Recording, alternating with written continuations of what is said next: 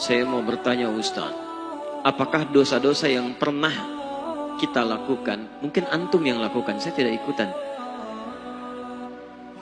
Ketika pacaran, nah itu antum bukan saya. Ya.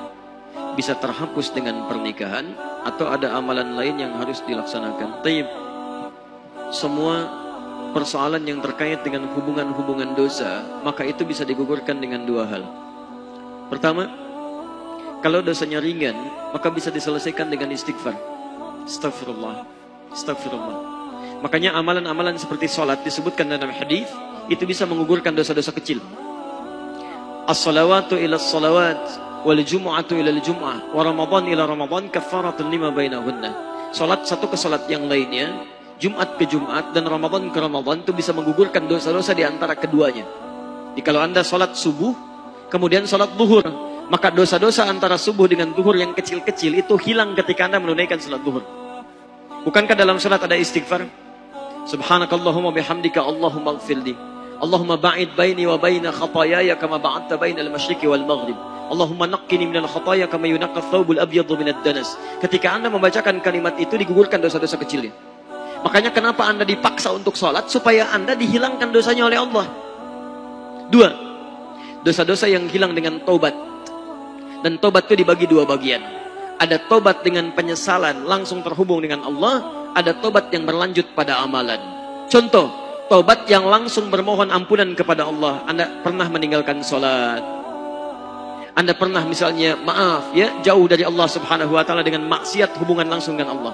Maka ketika Anda bertobat, Quran surah keempat ayat ke-17 sampai dengan 18. Mohonkan kepada Allah, tinggalkan kemudian maksiat itu, sesali dosa itu, maka ampunan Allah diberikan kepada Anda. Tapi yang kedua, ada yang terkait dengan amalan. Misal menyakiti orang tua, utang yang belum dibayarkan sehingga jadi permusuhan. Tidak cukup dengan bertobat kepada Allah, tapi harus diteruskan dengan amalan. Minta maaf kepada kedua orang tua. Lunasi utang-utang yang pernah terjadi. Maka seketika tobat Anda diterima oleh Allah Subhanahu wa taala. Sekarang terkait dengan pacaran. Ini terhubung dua sekaligus. Satu, ketika Anda kemudian menikah, maka dosa-dosa yang pernah Anda kerjakan selama pacaran, pertama gugur lewat pernikahan yang dimaksudkan. Jadi begitu menikah, semua yang kemudian pernah terkait dengan diri Anda digugurkan oleh Allah Subhanahu wa taala, tidak sekedar dengan pernikahannya tapi dengan kalimat-kalimat tobat yang mengalir dari lisan keduanya.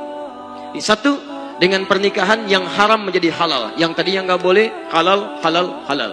Yang kedua, dosa-dosa Anda digugurkan semasa pacaran dengan syarat pernikahan itu menghadirkan penyesalan atas dosa-dosa yang lalu dengan cara Anda bertobat kepada Allah Subhanahu wa taala. Jadi tidak otomatis kemudian menikah dosa yang lalu gugur, tidak. Tapi sertakan dengan pernikahan itu dengan cara memohon ampunan kepada Allah atas dosa-dosa lalu yang pernah dikerjakan. Allah Ta'ala alam bisawab.